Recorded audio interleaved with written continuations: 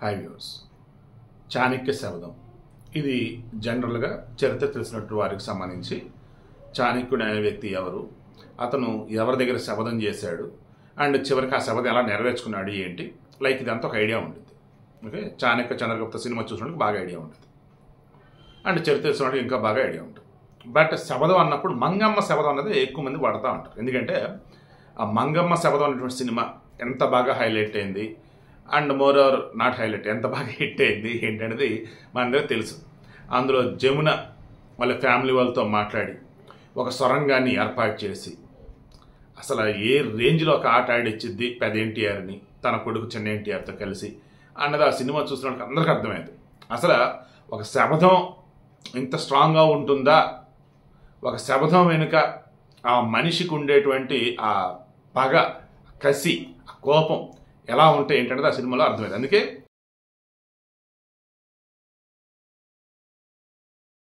ఏమనుకున్నాను, ఆ శబదం అంటే మంగమ్మ శబదం అంటారంటే ఆ సినిమాలో ఆమె ఎలా ఎన్ని సంవత్సరాలకు గాను ఆమె శబదం నెరవేర్చుకునేది ఏంటంటే ఆ సినిమాలో చూస్తాం.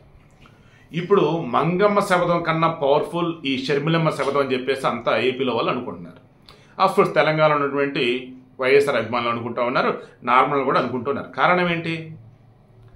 ఏ జగన్మోహన్ రెడ్డి కోసం అయితే ఆమె పాదయాత్ర చేసిందో, ఏ జగన్మోహన్ రెడ్డి జైల్లో ఉంటే వైఎస్ఆర్సీపీ అనే ఒక పార్టీని చిన్న మొక్కగా ఉన్నప్పుడు దానిని ఏకంగా ఈరోజు మానులాగా చేయడానికి ఆమె ఆ రోజు తోడ్పడిందో, అవన్నీ కూడా జనాలు మర్చిపోవాలా, బట్ గుర్తు చేయాలి. అదే ఇప్పుడు షర్మిల గుర్తు చేస్తూ ఉంది. ఏ రకంగా నన్ను వీళ్ళు అధికారంలోకి వచ్చేంత వరకు నా చేత ఏం పనులు చేర్చారంటే మొత్తం నాకు తెలుసు, కానీ నేను ఏ రోజు క్వశ్చన్ చేయలే. నా ఫ్యామిలీ ఉంది, నా బిడ్డలు ఉన్నారు, బట్ నేను వాళ్ళను కూడా ఎవరికి వాళ్ళ బాధ్యతలు చెప్పాలి వాళ్ళకి చెప్పి ఇక్కడ వీళ్ళు ఏం చెప్తా చేశారు. ఎందుకు? వైఎస్ రాజశేఖర రెడ్డి నా తండ్రి, ఆయనకి ఎంతో ఇష్టం నేనంటే. ప్రపంచంలో వైఎస్ రాజశేఖర రెడ్డి అందరికన్నా ఎక్కువ ఇష్టపడింది నన్నే. అటువంటి నేను వైఎస్ఆర్ రోల్ ప్లే చేద్దాం అనుకున్నాను. అంటే ఆ యొక్క వైఎస్ఆర్ గారి యొక్క పాత్ర ఏదైతే ఉంటుందో అది నేను తీసుకుందాం అనుకున్నా. అంటే ఎలా చెప్పాలి, కరెక్ట్గా చెప్పాలంటే వైఎస్ఆర్ ఉన్నప్పుడు ఏమైతే చేసేవారో అది నేను చేద్దాం అనుకున్నా. ఇది కరెక్ట్. ఓకే, సో అలా ఆమె జగన్మోహన్ రెడ్డికి సంబంధించి వైఎస్ రాజశేఖర రెడ్డి బ్రతికున్నట్టయితే ఆయనకి ఏ లోటు లేకుండా చూసుకోవటం ఒకటి, ఆయన అధికారంలోకి తీసుకురావటం ఒకటి, అండ్ ప్రజలకు సంబంధించేసి ప్రతిపక్షాలు ఏం చేస్తారంటే మొత్తం ఎక్స్ప్లెయిన్ చేయడం ఒకటి, ఇవన్నీ చేయాలి కదా. నేను అదే చేశాను. వైఎస్ రాజశేఖర రెడ్డి జైల్లో ఉన్నాడండి, అప్పుడు రాజశేఖర రెడ్డి బ్రతుకున్నాడండి. అప్పుడు జగన్మోహన్ రెడ్డి చేస్తున్న యాక్టివిటీస్ ఏవైతే ఉన్నాయో అవి కంటిన్యూ చేసేది ఎవరు? వైఎస్ రాజశేఖర రెడ్డిగా. అండ్ మన జగన్మోహన్ రెడ్డి ఒక పార్టీ పెట్టాడు. ఓకే, సో ఆ పార్టీకి సంబంధించి ఎవరైనా రావాలన్నా చేయాలన్నా అందులో మెయిన్ వాళ్ళు జైల్లో ఉన్నారు. ఇప్పుడు ఎలా ఏంటంటే నేనున్నా అంటూ ముందుకు రావాలి. జగన్మోహన్ రెడ్డి గారు జైల్లో ఉన్నప్పుడు వైఎస్ రాజశేఖర రెడ్డి గారు బయట ఉన్నట్టయితే ఆయన ఏ పార్టీకి సంబంధం లేదనుకుంటే ఎస్ నా కొడుకు కోసం నేస్తానని చెప్పేసి వస్తారా లేదా? ఎగ్జాక్ట్గా షర్మిల అదే చేశారు.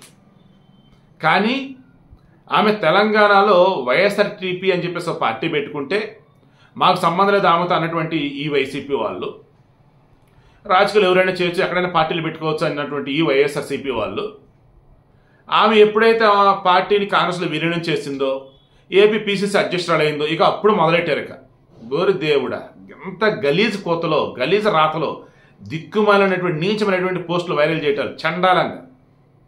ఇక అవి చూసినట్టు షర్మిలకి భయంకరంగా కోపం వచ్చింది. అండ్ మనం జగన్ బాగా కాలిందంటారు చూస్తే అలా మొత్తానికి ఎక్కడ కానీ భయంకరంగా కాలినట్టుంది ఆమెకైతే. ఇక దాంతో ఇక ఏమిలా, నేను ఎవరి కోసమైతే మొన్నటి వరకు కష్టపడ్డానో వాళ్ళే ఈరోజు నన్ను ఇంత దారుణంగా దూషిస్తుంటే చూస్తూ ఊరుకుంటారా? వాళ్ళ పార్టీ వల్ల నా మీద చండాలంగా మాట్లాడుతుంటే సైలెంట్గా ఉంటారా? నేనేంటో చూపిస్తా. ఈ వైసీపీని గద్దె దించేంత వరకు నేను ఊరుకోను. శబదం పూనింది ఆల్రెడీ. ఇక దాంతో ఏం చేస్తుంది, ఈ వైఎస్ఆర్సీపీలో ఉన్నటువంటి వాళ్ళు ఏం చేస్తారు, అది నిజమా అబద్ధ తర్వాత సంగతి. ముందే ఒక ఏమంటారు దాన్ని బురద తల్లినట్టుగా ఒక నింద అనేది వేసేయాలి. తిరుమల శ్రీవారి దేవస్థానం పింకు డైమండ్ ఏదో ఉందన్నట్టుగా, అండ్ అక్కడ నిధి ఉంటే ఆ రోజు చంద్రబాబు నాయుడు తవ్వకలు జరిపినట్టుగా, ఇలా రకరకాలు ఉంటాయి.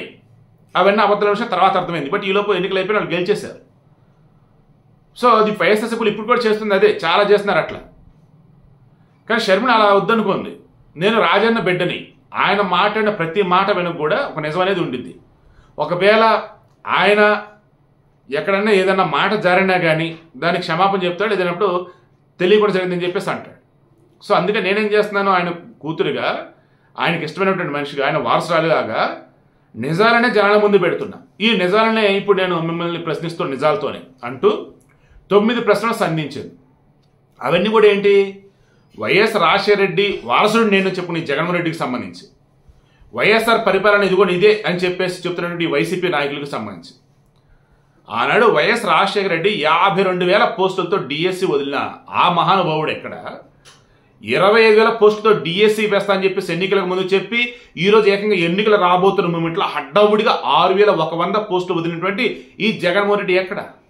ఆయనకి ఈయనకి అసలు పంతులు ఉందా? ఆయన పరిపాలన ఏంటి, ఈయన పరిపాలన ఏంటి? ఆయన వారసుడు ఈయనెట్ట అవుతాడు? అది కూడా నెల రోజులే సమయం ఉంది. అందులో టెట్కి వచ్చేసి ఒక 24 రోజులు 20 రోజులు సమయం ఉంటే ఆ తర్వాత 6 రోజులు 7 రోజులు డిఎస్సికి ఉంది.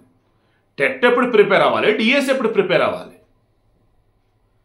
అంటే మానసికంగా విద్యార్థులని వేధించడం కాదా? వాళ్ళు ఎవరైనా సెన్సిటివ్ ఉన్నటువంటి వాళ్ళు ఆత్మహత్య ఉంటే బాధ్యత ఎవరు? వాళ్ళు ఉసురు పోసుకోవటం కాదా? రాజశేఖర రెడ్డి ఆ రోజు 100 రోజులు సమయం ఇచ్చాడు ఎగ్జామ్కి. ఈ రోజు నెల రోజుల్లో ఎగ్జామా? హడావుడిగా టెట్టా, హడావుడిగా డిఎస్సీనా? ఇదేనా పరిపాలన అంటే? మీరు ఎన్నికలకు ముందు చెప్పిన 25,000 పోస్టులు ఎక్కడ? 6,100 పోస్టులు ఇచ్చారేంటి?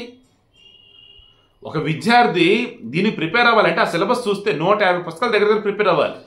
అంటే డైలీ 30 రోజులు బట్టి డైలీ 5 పుస్తకాలు ఎలా ప్రిపేర్ అవుతారు అసలు? ఏమన్నా బుద్ధి జ్ఞానం ఉండి ఈ రకంగా ఇచ్చున్నారు, మీకు మనస్సాక్షి ఉందా అంటూ ఆమె పద్ధతిగా వినమ్రంగా అడగాల్సిన అడిగేసింది. సో ఒకటే అంది సూటిగా, మీ నవరత్నాలు మీ జాగ్రత్తలు తీసి పక్కన పెట్టండి. సకల శాఖ మంత్రి చెప్తాడా లేదంటే జగన్మోహన్ రెడ్డి చెప్తాడా? ఎవరు చెప్తారా? రండి, మీరు విడుదల చేస్తున్నటువంటి పోస్టులు ఎన్ని, విడుదల చేసింది ఎన్ని, సమాధానం చెప్పండి. ఎప్పుడు నోటిఫికేషన్ వేస్తున్నారు, ఎప్పుడు నోటిఫికేషన్ ఇచ్చారు, అండ్ ఆ నోటిఫికేషన్ కూడా ఇంత కంగారుగా ఏంటి? అసలు సమయం అసలు ఎక్కడ ప్రిపేర్ అవ్వటానికి? అడుగడుగునా మోసం కాదా ఇది? వైఎస్ రాజశేఖర రెడ్డి ఒక స్వర్గంలోకి ఉన్నటువంటి మహానుభావుడైతే ఈరోజు మీరు చేస్తున్నది ఎలా ఉందంటే నక్కకి నాకలోకానికి, నాగలోకం కదా నాకలోకం, నాకలోకం అంటే స్వర్గం అన్నట్టు. సో నక్కకి నాకలోకానికి తేడా ఉందన్నట్టు మీరు చేసే పనులకి ఆయనకి అంత తేడా ఉంది. మీరే ఆయన వారసులు, నేను ఆయన వారసురాలిని, నేను ఆయన ఆశలు ముందుకు తీసుకెళ్లేదానిని. ఆయనకి ఇష్టమైనటువంటి కాంగ్రెస్ పార్టీలో ఈరోజు నేను ఉన్నా. ఎందుకు? ఆయన మా కుటుంబానికి అంత గౌరవం ఇచ్చింది. రాజశేఖర రెడ్డి పేరు ఎఫ్ఐఆర్ చేర్చారు అంటున్నారే, ఎవరు ఎఫ్ఐఆర్ చేర్చారు? ఎవరి కోసం చేర్చారు? వండల అరుణ్ కుమార్ బయట పెట్టాడు ఒకరోజు. ఏమని?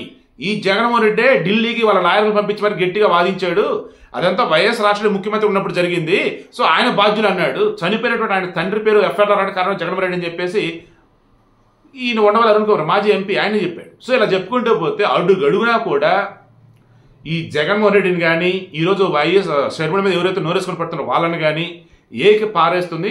అంతమంగా జగన్మోహన్ రెడ్డి పరిపాలన అంతా కూడా విధ్వంసమని, అసలు పరిపాలన చేతకంతనంగా చాలా దరిద్రంగా ఉందని చెప్పేసి అంతా అంటున్నారు కదా.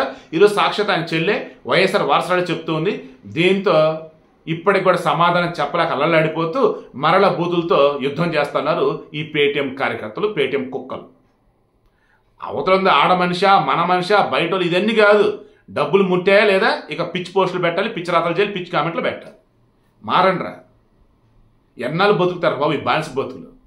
మీ కళ మీద మీరు నిలబడేలాగా మంచి పని ఏదైనా ఉంటే చూసుకోండి. అండ్ రాజకీయం అంటే పట్టు విడుపులు ఉండాలి.